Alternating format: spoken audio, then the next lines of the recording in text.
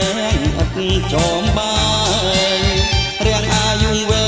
ងចេញការរាល់ឆ្នាំ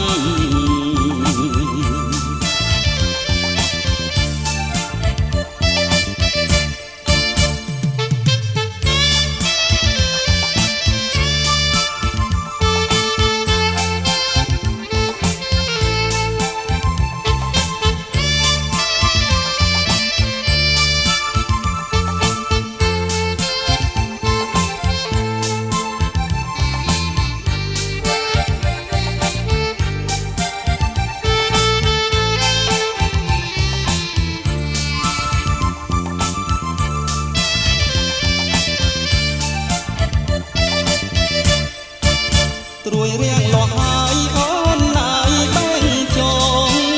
បែងទេមិនខុសទុកយកទៅញ៉ាំ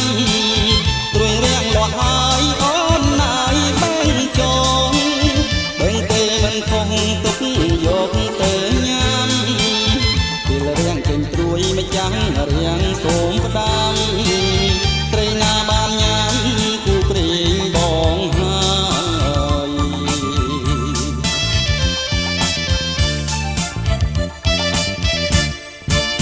ឲ្យតែអូនលួងជួងមាត់មិនទេបើសិនចង់គេចមិនរួចឡើយឲ្យតែអូនលួងជួងមាត់មិនទេបើសិនចង់គេចមិនរួចឡើយព្រោះរៀងសັບទួសូមឲ្យស្រីឆ្លើយបើជ្រុលគួងហើយព្រមស្ម័គ្របង